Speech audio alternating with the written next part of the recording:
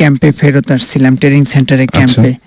তো আসার সময় আপনার ক্যাম্পে আসার একটু আগে একটা আম গাছ আছে, তো ওটার গোড়াটা আপনার ভালো করে বাঁধা কিন্তু ভাঙা।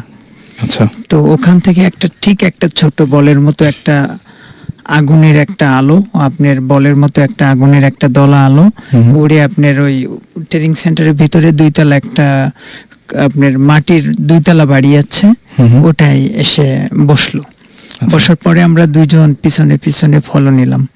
নেওয়ার পরে ওই বিল্ডিংটা থেকে 10 থেকে 15 হাত দূরে আমরা দুইজন দাঁড়ালাম।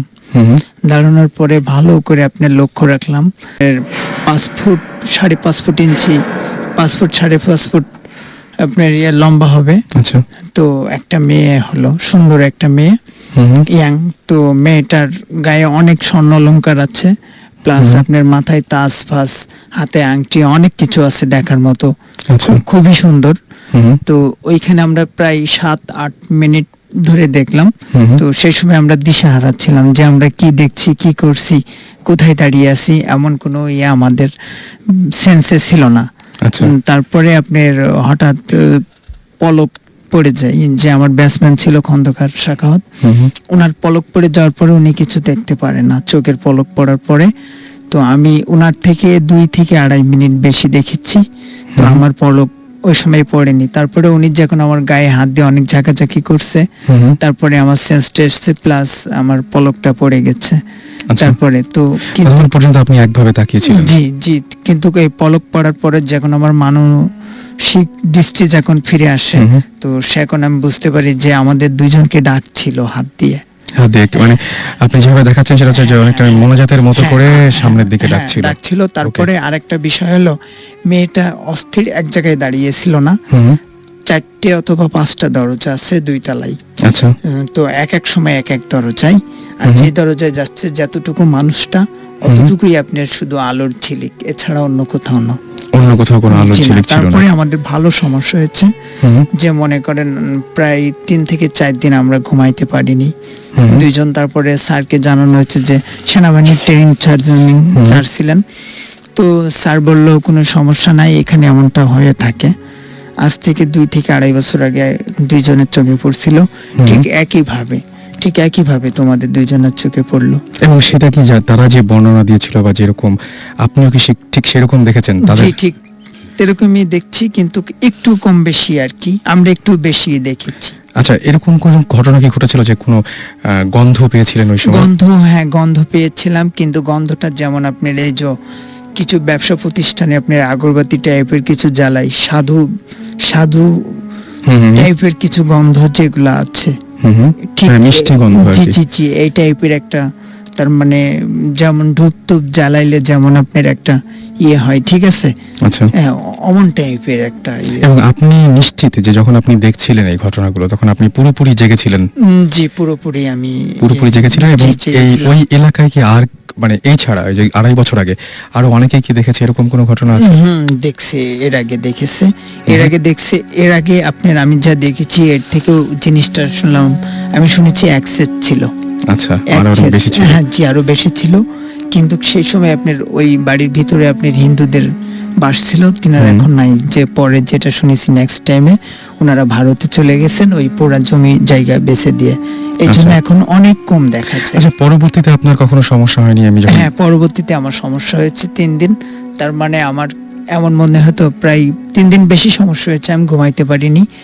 আর আমি প্রায় 15 থেকে 20 দিন মনে করেন আমি চোখের পাতা বুঝলেই ওই দৃশ্য আমার সামনে চলে আসে। আপনার কোনো ক্ষতি করেনি সে? জি না, আমার কোনো ক্ষতি করেনি। এই জন্য যে আমরা শুনছিলাম, জিবরান ভাই একদিন বলছিলেন আমাদেরকে, জিবরান ভাই এবং সুমন ভাই আমাদের সাথে কথা বলছিলেন এবং বলছিলেন যে যে সমস্ত মানে এই সুবাসের ব্যাপারটা আর কি, যেটা সাধারণত এরকম মিষ্টি সুবাস পাওয়া যায়, গুড স্পিরিট, তারা ক্ষতি করে না, কিন্তু দেখা যায়। আপনি ওই সময় কি ভয় পেয়েছিলেন? জি না, ওই সময় আমি কোনো রকম আমি নার্ভাস হয়নি, কিন্তু পরে আমি নার্ভাসটা হয়েছিল। ওই সময় ভয় লাগেনি, কিন্তু পরে মনে পড়লে? প্রথমে আমার কিন্তু বিশ্বাস হচ্ছিল না, নিজে বিশ্বাস করতে পারছিলাম না। তারপরে আমি অনেক করে ওনাকে বারবার আমি চার্জ করি, বলছে হ্যাঁ তুমি যা দেখলাম আমি তো তাই দেখলাম। তারপরে আমি কনফার্ম হয়েছি। থ্যাংক ইউ আপনাকে এরকম একটা গল্প শেয়ার করার জন্য। আর এই মুহূর্তে আমি আরেকজন আমাদের নতুন গেস্ট আছেন, তার গল্পটার আগে তার পরিচয়টা জানবো। দুজন আছেন, ইনফ্যাক্ট আজকে আরো দুজন নতুন আমাদের সাথে জয়েন করেছেন, তাদের পরিচয়গুলো আমরা জেনে নেব এবং তারপরে একটা সময় তাদের গল্পগুলো শুনবো। আপনার পরিচয়টা একটু বলবেন প্লিজ। থ্যাংকস রাসেল। আমার নাম সর্দার নিয়ামুল ইসলাম, আমার নিকনেম সুমন। আচ্ছা। আমি আইএফসি ওয়ার্ল্ড ব্যাংক গ্রুপে কাজ করি। ঘটনা আমি যেটা আজকে শেয়ার করব সেই ঘটনাটা আমরা আরেকটু পরে শুনবো। ওকে, সেই ঘটনাটা আমরা পরে শুনবো। এর মাঝখানে আরেকজন গেস্ট রয়েছেন আমাদের নতুন, আমাদের সাথে জয়েন করেছেন, তার পরিচয়টা আমরা জানবো। Thank you, Russell, and hello to everyone. আমার নাম রিয়া, আমি ম্যাক অ্যাডভার্টাইজিং এ আছি, and that's also an ad agency, and I'm working as a client services manager. Okay. So আজকে I'm here to join your adda and also accompanying my friends who are working in Buddhist. Okay. So সবার সাথে বসে গল্পগুজব করার জন্যই আসা। Basically আমরা এখানে ভূতের গল্পগুলোই করি এবং আমাদের সঙ্গে সাকিব ভাই আছেন। সাকিব ভাই, আজকে কি অবস্থা বলেন একটু। খুব ভালো অবস্থা। আজকে যে স্টোরি দিয়ে শুরু করলাম, এরকম যদি রাতে আমার হয় তাহলে আমি অনেক ভয় পাবো। আমি স্যালুট জানাই যে আপনি ভয় পান নাই। সেটা শুনেই ভালো লাগছিল কিছুটা। আমি শুনে খুব অবাক হয়েছি, কিন্তু উনি পরে ভয় পেয়েছিলেন এটা বলেছেন অবশ্য। এটাও কিন্তু একটা বেশ ইউজুয়াল আর কি, মানে পরে ওই সময় তো ঘোরের মধ্যে থাকে, পরে হয়তো ভয়টা পায়। রাইট। তো আমরা একটা ব্রেকে যাই না, একটা ব্রেকে যে তারপরে আমরা গল্পে ফিরে আসবো কিছুক্ষণ, একটা খুব অল্প একটা ব্রেক। শেষ আলাপ পরামর্শের জন্য, কোনো প্রবলেমের সমাধানের জন্য। তো আমি এরকম ভালো দেখেছি, জেনুইনও দেখেছি, আবার ফেকও অনেক দেখেছি। তো মাথায় সবসময় আগে ফেকটা দিয়ে চিন্তা করতাম যে না, আগে দেখি কোথায় ফাঁক ফোকর আছে, কি ব্যাপার। তো পার্সোনাল এক্সপিরিয়েন্সটা হচ্ছে এরকম, যেই জায়গাটার কথা বলছি ওখানে গেছি এবং উনি বলছেন যে হ্যাঁ, যেই পার্সোনাল সমস্যার ব্যাপারে গেছি উনি বলছেন হ্যাঁ এরকম জিনের থ্রুতেই তারা কোনো একটা, it's about related to black magic too. তো ওরা নামাবে। যে রুমটাতে ফার্স্টে নিয়ে গেল, আমাদের রুমটাতে, আমি আবার তখন লাইট জ্বালানো এবং রুমটা একটা রুমের ভেতর দিয়ে তারপর ওই রুমটাতে যেতে হয়। ওকে। ওই রুমের ভেতরে কোনো ফার্নিচার নাই, ইটস একটা প্যাসেজ টাইপের একটা রুম। তো আমরা তিনজন ছিলাম একসাথে, তিনজনকে পাশাপাশি দাঁড় করিয়েছে, আমি মাঝখানে দাঁড়ানো। এবং ওনার সিস্টেমটা হলো এরকম যে উনি তিনটা ছোট ছোট স্লিপের মতন কাগজের মধ্যে তিনজনের আলাদা আলাদা নাম লিখে সে ওটাকে ফোল্ড করলো, করে যার নাম যেই কাগজে লেখা তার মুখে ওটা টাচ করিয়ে একটা কাপের মধ্যে সে তিনটা কাগজ একসাথে রাখলো। আচ্ছা। রেখে হি বার্নড ইট। আচ্ছা। বার্ন করে, তো আমি এই কাজ কারবারগুলো সে যখন করছে, আমি যেহেতু মেন্টালি অ্যাকসেপ্ট করে গেছি যে কিছু একটা এখানেও হয়তো বা ফাঁক ফোকর আছে। তো by that time I am looking around যে কোথায় ভেন্টিলেটর আছে, কোন দিক দিয়ে কোনো মাইক টাইক কিছু রাখতে পারে, কি হতে পারে next, I don't know. Okay. But usual practice যে ওরা কোনো একটা বলবে যে আসছে বা কিছু একটা এরকম, না? তো আমি বাই দিস টাইম আমি দেখছি এবং ইটস আ টোটালি ব্লকড একটা রুম, কোনো ভেন্টিলেটর নাই, কোনো জানালা নাই, একটাই দরজা, যে দরজাটা দিয়ে বের হলে ওই কানেক্টিং রুমটাতে, এটাতে কোনো you don't have another way out. এবং ঠিক রুমটার মাঝখানে একটা ছোট পিড়ি টাইপের একটা রাখা, একটু বড় পিড়ি টাইপের। তো সমস্যা যেহেতু আমার এবং আমার সাথে যারা গেছেন তাদের বিশ্বাস যে এখানে কিছু একটা হবে। আমি গেছি তাদের সাথে ওখানে, তাদেরকে কোম্পানি দেওয়ার জন্য, ঠিক আছে। তো ওখানে জ্বালিয়ে ওই স্লিপটা জ্বালানোর পরে আমাকে ওখানে বসালো, বসিয়ে আমাকে বললো যে তুমি যে ওড়নাটা পরে আছো, এই ওড়নাটাকে জাস্ট ভাঁজ করে সামনে, মানে ওড়না গায়ে আছে বাট একটু স্প্রেড করে সামনে হাতের উপর রাখা, করে লাইটটা অফ করে দিয়ে তারা জাস্ট ওই রুমটার যে ডোর স্টেপ, এক্স্যাক্টলি ওই ডোর স্টেপেই তারা গিয়ে বসে আছে। আচ্ছা। এবং এই রুমের লাইট বন্ধ, বাট পাশের রুমে কিন্তু টিউব লাইট জ্বলছে। এবং আমি ওই লাইটের কিছুটা হলো আলো, এবং রুমটা, এই রুমে যে রুমে আমি বসে আছি ওই রুমটা খুব বড় না, তো একটা মোটামুটি আলো আধারের। এন্ড আই নো যে এরা বের হয়ে গেছে এবং ওরা বাইরে বসে আছে, আমি ওদের শ্যাডো দেখতে পাচ্ছি। তো জাস্ট বাইরে থেকে আমাকে বললো যে তুমি স্থির থেকো, কোনো রকম ভয় পেও। এখন ঘরটার মধ্যে একদম পুরোপুরি আপনি একা। জাস্ট রুমটা আমি আপনাকে বলি হয়তো 4 ফিট বাই 8 ফিট টাইপের একটা রুম। আচ্ছা। এবং আমি লম্বি ভাবে দাঁড়িয়ে বসে আছি ঠিক মাঝখানে, এবং দরজাটা হচ্ছে আমার সামনে ডান দিকে, এবং ঘরের মধ্যে কোনো আলো নেই। ঘরে ওই পাশের রুমে আলো জ্বলছে এবং ওই রুমের আলো কিছুটা হলে আসছে। রাইট। তো I feel all on a sudden যে আমার মাথার উপরে সামনের দিক থেকে নিয়ে পেছন দিকে প্রচন্ড, মানে সিভিয়ার ঝড়ের বেগে একটা বাতাস, অনেক জোরে একটা বাতাস ওদিক থেকে শুরু হলো, এটাও বুঝলাম, আমার মাথার উপর দিয়ে ক্রস হয়ে আমার পিছন দিকের দেয়াল দিয়ে বেরোয় গেল বা কিছু একটা বাতাস। হ্যাঁ, বাতাস, এবং প্রচন্ড জোরের একটা, এবং just it's a matter of 3-4 seconds maybe, okay. That's all. এবং ঠিক যখন আমার মাথার ওপর দিয়ে পাস করছে, আই রিয়েলাইজ যে আমার ওড়না যেহেতু সামনে বিছানো, কিছু একটা পড়েছে। আচ্ছা, আমি জানি না, তো অতখানিও আলো আসছে না, এবং ওই রকম অবস্থা আমি আর ওই সিচুয়েশনে নাই যে আমি ওটা দেখবো। তো আমার চোখ দিয়ে দর দর করে পানি পড়া বের হয়েছে, কারণ আমি প্রচন্ড ভয় পেয়ে গেছি। I don't know what's happening. আমি জাস্ট ওর চলে যাওয়ার পরে আমাকে বাইরে থেকে বললো যে তুমি বের হয়ে আসো। আমি ওই হাতটা দিয়ে ওনাটাকে এভাবে আমার বুকে জড়িয়ে ধরে, আমি দেখিও নি, আমি বের হয়ে এসে জাস্ট ওই দরজার কাছে আমি বসে পড়েছি, মাটিতে বসে পড়েছি, পরে আমি ওনাটা এভাবে সামনে ছড়িয়ে দিয়েছি।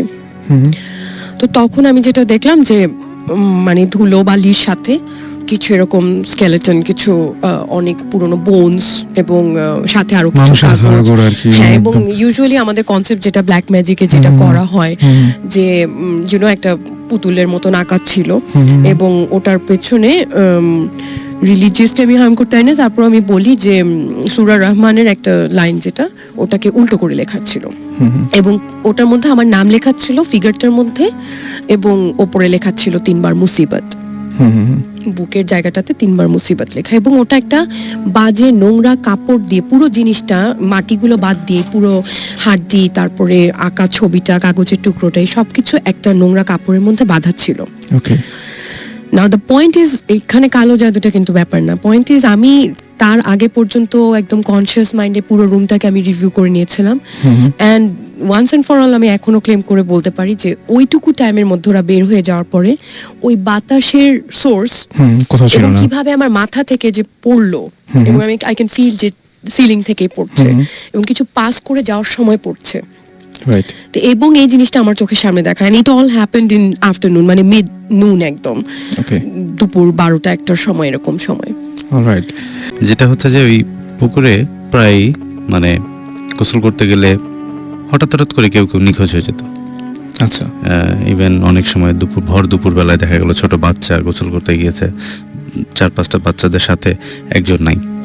আচ্ছা, এবং এরকমও শোনা গেছে যে যার বাচ্চা মিসিং হয়েছে বা যে লোকটা মিসিং হয়েছে, তার আগের রাতে স্বপ্ন দেখে যে একটা খালি কলস, মানে খালি কলস একটা স্বপ্ন দেখায় যে পুকুরে ভাসছে। আচ্ছা, that mean that pond is asking something. এবং দেখা যায় যে যাকে স্বপ্নটা দেখিয়েছে নট রিয়েলি যে তার ফ্যামিলিতে কেউ হবে, বাট নেক্সট মর্নিং বা নেক্সট ডেতে কেউ একজন মিসিং। তো যেটা হলো যে এই পুকুরটা নিয়ে যেহেতু সবারই একটা মানে এরকম ভয় বা ভীতি ছিল, তো এক সময় ওই পুকুরের ওই জায়গাটুকুর যে মালিক ছিল, হি ডিসাইডেড যে ওকে সে সেল করে ফেলবে। তো সে জায়গাটা সেল করে ফেললো, এবং একজন লোক সেটা ভরাট করে বাড়ি বানাবে আর কি। ওকে। তো মাটি ফেলা শুরু হলো।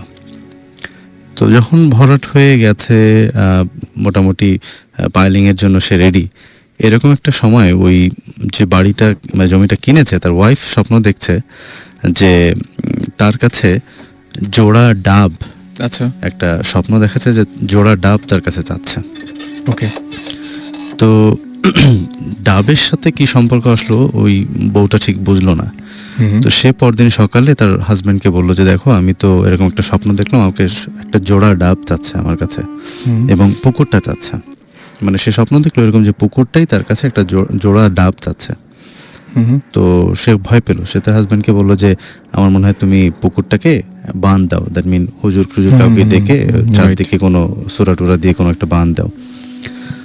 তো হাজবেন্ড প্রথমে জিনিসটা আমল দেয়নি, পরে চিন্তা করলো যে আচ্ছা ঠিক আছে, বউ যখন এত করেই বলছে তাহলে এটা করেই দেখি। তো সে তখন একজন হুজুরকে ডাকলো, ডেকে বললো যে এই অবস্থা, আমার ওয়াইফ তো স্বপ্ন দেখেছে যে একটা জোড়া ডাব সে চাচ্ছে।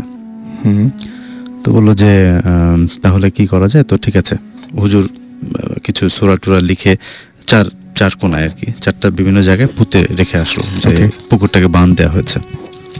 তো ভদ্রলোকের 3 ছেলে মেয়ে ছিল আর কি, মানে দুজন ছোট আর একজনের বয়স, মানে একজনের এইজ হবে বোধহয় 10-12, আর একজনের 8, আর একজনের 6, এরকম একটা। তো পরদিন ওরা স্কুলে যায়, 3জনই যখন স্কুলে যায়, ছোট 2জনের আর কি, মানে বড়টার বোধহয় আগে ছুটি হয়ে যায়, ছোট জনের বোধহয় 1 ঘন্টা বা 1.5 ঘন্টা আগে ছুটি হয়। তো স্কুল থেকে ফেরার পথে ওরা ট্রাক একটা হিট করলে 2 বাচ্চাই মারা যায়। দুটো বাচ্চা একসঙ্গে মারা যায়। এবং ওর বাচ্চাদেরকে আনতে একটা রিক্সাওয়ালা ফিক্স করা ছিল, রিক্সাওয়ালা আনতে যায়, রিক্সাওয়ালা ইনজিউর্ড হলো সিরিয়াসলি, বাট সে মারা যায়নি, শুধু বাচ্চা দুটোই মারা গেল। ওকে, তো কিছুক্ষণের মধ্যে পাড়ায় খবর ছড়ায় পড়লো, তারপর তো আমরা সব দৌড়াদৌড়ি মানে জিনিসটা দেখার জন্য গেলাম, দেখলাম যে হ্যাঁ বাচ্চা দুটো একদম শেষ, মানে একজনের তো মাথার উপর দিয়ে গেছে, মানে মাথার ঘিলও বেরিয়ে গেছে একটা বাচ্চার, আর একটা বাচ্চার হাত মানে পেটের উপর দিয়ে গেছে, ওর একটা হাতের পোর্শনটা চলে গেছে একদিকে বডির, জাস্ট মানে পেটের মাঝখান থেকে গেলে যেটা হয়। তো এটা কি মানে না খুবই অদ্ভুত ব্যাপার যে এটা একটা মানে সারা সবসময়ের জন্য আমার মনে একটা প্রশ্ন জাগে যে এই স্বপ্নটার সাথে বা ওই পুকুরটা আসলে মানে পুকুরটা কি এক্স্যাক্টলি, আমি পুকুরটা এটাই কি? কোশ্চেন করতেছিলাম যে এবং এটা অনেক পুরানো পুকুর কিন্তু মানে সবাই বলে যে এটা সেই ব্রিটিশ আমল থেকেই পুকুরটা ছিল, বেশ পুরনো পুকুর, এবং পাড়ার অনেকে ওই পুকুরের পানি কি বলে মানে ফুটায় খাওয়ার জন্য নিয়ে যেত, বিকজ ইটস এ ভেরি মানে বিগ পন্ড, দিঘি টাইপের আর কি বলা যায়। একদম সুতরাং মানে মনে হচ্ছে যে একটা পুকুরের পক্ষে মানে এরকম ঘটনা ঘটা, তার মানে আমার কাছে প্রশ্নটা প্রথমেই আপনার গল্পটা শুনে প্রথম যেটা মনে হয়েছিল, তাহলে পুকুরটা কি? এখন অনেকে বলে যে পুকুরটা হতে পারে রিয়েলি পন্ড, বাট পুকুরের মধ্যে হয়তো কারো আত্মা ছিল, বা হয়তো পুকুরে কাউকে ডুবায় মারা হয়েছিল, বা কোনো কাউকে মেরে ফেলে ওখানে ফেলে রাখা হয়েছিল, ইট কুড বি মানে কোনো আত্মা। কিন্তু এটা নিশ্চয়ই ওই জায়গায় সবাই জানে, এবং এই ঘটনাটা মানে নিশ্চয়ই আপনার এলাকার সবাই। হ্যাঁ আচ্ছা, যে ভদ্রলোক জমিটা কিনেছিল সে অবশ্য আমাদের এলাকার না, উনি বাইরের ছিল, বাট তারপরে কি আর ওইখানে ছিলেন বা কিছু এরকম? না, উনি তখন ওই জায়গাটা, ইনফ্যাক্ট ওই জায়গাটা বহু বছর পরিত্যক্ত অবস্থা ছিল। ইভেন আমার মনে হয় যে রিসেন্টলি তাও একজনে না, অনেকে ওটাকে প্লট আকারে, মানে it's a very big area, so like 4-5 plot ওখানে করে এখন লোকজন বাস করে। বাট আমি যেটা বলছি তখন আমি ক্লাস 7-10 পড়ি আর কি, অনেক আগের ঘটনা, অনেক আগের ঘটনা। এরকম কিন্তু অনেক জায়গা আছে যেখানে মানে জায়গাটার হয়তো কোনো স্পেশাল কিছু নেই, বাট লোকেশনটার জন্য ওখানে হয়তো কোনো কিছু একটা আছে যেটাকে ডিস্টার্ব করাটা ইজ ভেরি ডেঞ্জারাস। এখন আমরা ওদেরকে দেখতে পাই না বিকজ আমাদের হয়তো ক্যাপাবিলিটি নাই, বাট আমরা কিন্তু ওই জার্মস যে এক্সিস্ট করে এটা আমরা জানি 2 সেঞ্চুরি আগে থেকে। 200 বছর না 300 বছর আগে আমরা জানতাম না যে জার্ম কি জিনিস, রাইট? সো জার্ম কি জিনিস ওটা আমাদের টেকনিক্যালি অ্যাডভান্সড হয়ে একটা জায়গায় এসে বোঝা গেছে যে আমাদের চারিদিকে শরীরের ভিতরে কিলবিল করছে জার্ম, তাই না? Virus, bacteria, what ever. So নাইলে কিন্তু 200 বছর আগে যে আমি কাউকে বলি যে এই হাঁচি দিও না জার্ম বের হবে, ও করে হাসতো, সত্যি কি বলতেছে সত্যি। সো অবভিয়াসলি পুকুর বা এরকম একটা জায়গা নিশ্চয়ই কিছুটা ছিল, সাম প্রেজেন্স বা হোয়াট এভার, যে ডিস্টার্ব হতে চায়নি। And enough for some reason, মানে যে স্টোরি আমরা শুনি মানে ম্যাক্সিমাম স্টোরিতে কিন্তু মেটাফরিক্যাল কিছু ব্যাপার স্যাপার থাকে, বা যেটা আমরা দেখি যে ওটা হয়তো 2 ডাইমেনশনসে দেখি, মানে ওরাও আসলে ঠিকমতো কমিউনিকেট করতে পারে না একদম সেটাই। সো ওরা যেটা পারে, ও যেভাবে পারে কমিউনিকেট করে, আমরাও যেভাবে পারি বোঝার চেষ্টা করি আর কি। এটাই আর কি, সেটাই। জিনিসটা হচ্ছে যে একটা মিডিয়াম দেখলাম সবকিছুতে হচ্ছে ড্রিমস, স্বপ্ন সবসময়। এখন মানে আমি যদি বলি, এখন আমার হয়েছে কি, আমি আমার থ্রু আউট মাই লাইফ আমি অনেক কিছু দেখেছি, কিন্তু আমার 14 বছর বয়সে যে যখন আমার রিয়েলাইজেশন হলো যে আমি এক্সট্রাঅর্ডিনারি কিছু দেখছি, তার আগে পর্যন্ত আমি যা দেখছি সব ডিসকার্ডেড। আচ্ছা, ওকে। সো থিংস লাইক যেমন আমার জন্ম চিটাগংয়ের দেব পাহাড়ে। ওকে।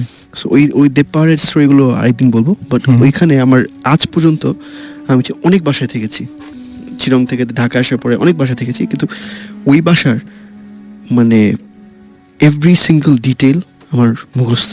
অ্যান্ড আমি বাসা ছেড়েছি বলে 3 বছর বয়সে, 4 বছর বয়সে আমি ছেড়ে দিয়েছি।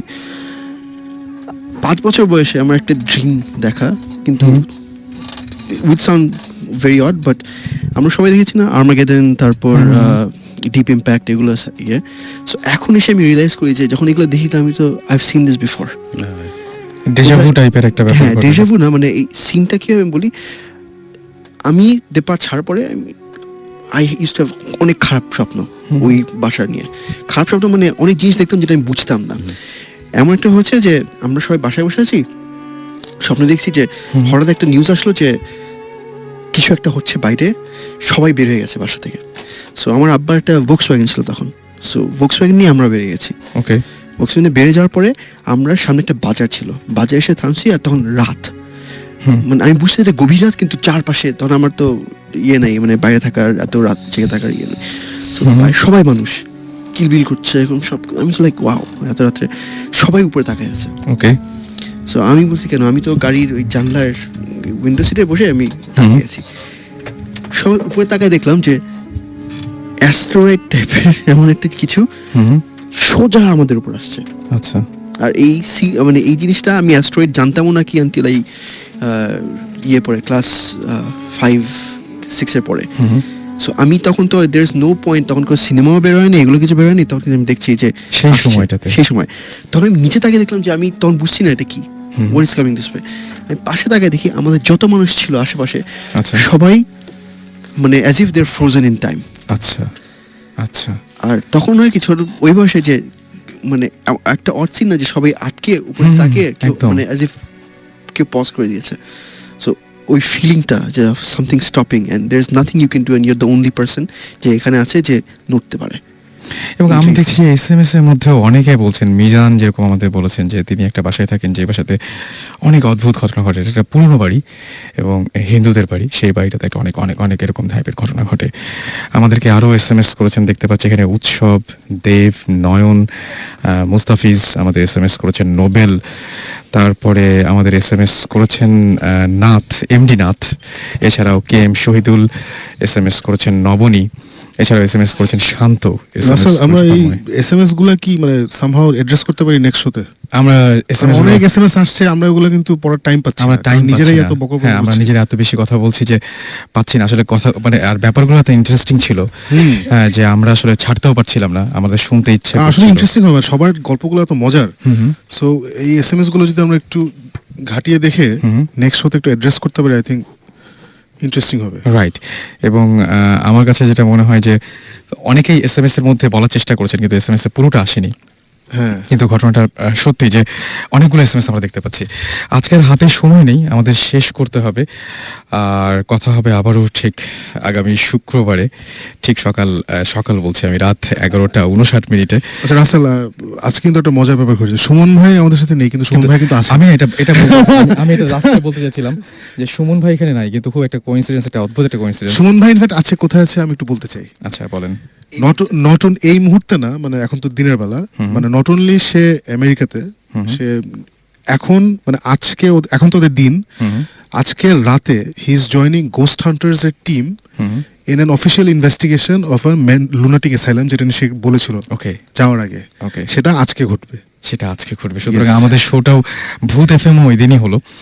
ওকে, আমরা শেষ করি না, শেষ করি। থ্যাংক ইউ সাকিব ভাই। সাকিব ভাই, আপনি লাস্টে কিছু যদি একটু। না, thank you Russell, I think you did a really good job of conducting this show. Thank you Suman ভাই, and মাসুদ ভাই তো আছে। সাকিব ভাই, আমার কাছে মানে ব্যাপারটা আপনার যেটা বললেন খুবই অদ্ভুত একটা গল্প, এবং সেই গল্পগুলো প্লাস আজকে সুমন ভাই এসেছিলেন, সব গল্পগুলো আছে একটু অন্যরকম ছিল, তাই না? মানে আজকে দেখলাম যে হ্যাঁ, আজকে যেমন একটা, যেমন সুমন ভাই যে গল্পে there was a physical একটা জিনিস উনি দেখেছেন এবং ফিল করে, একটা তো স্বপ্ন দেখেছেন, অন্যটা কবরস্থানে দেখেছেন। এরকম আমি সামনাসামনি অনেক কম মানুষ চিনি যারা এরকম দেখেছেন আর কি। তো দ্যাট ওয়াজ ভেরি ইন্টারেস্টিং। আর আজকের থিমটা বেশ স্বপ্ন সেন্ট্রিক একটা থিম হয়ে গেল, স্বপ্ন, জিন, এবং I like মানে it. সবচেয়ে বড় কথা যে সেটার সাথে বাস্তবতার একটা বিল ছিল, যেটা হচ্ছে যে দেখে এসছে সেটা ঘটেছে বা এরকম কিছু একটা। যাই হোক, কথা হবে আবারও আগামী শুক্রবার ঠিক 11:59। আমাদের মনে হয় কিছু বলতে যাচ্ছেন SMS গুলো we are all sorry that আমরা আসলে মিস করছি SMS গুলো, অসংখ্য SMS, এবং সেই SMS গুলো আমরা মিস করছি। Thank you Riya, thank you very much. Thank you, অনেক ধন্যবাদ। আমার খুব ভালো লাগলো, অনেক ভয় পাবো এখন হয়তো বাসায় গিয়ে, জানি না, বাট আড্ডাটা খুব জমেছিল।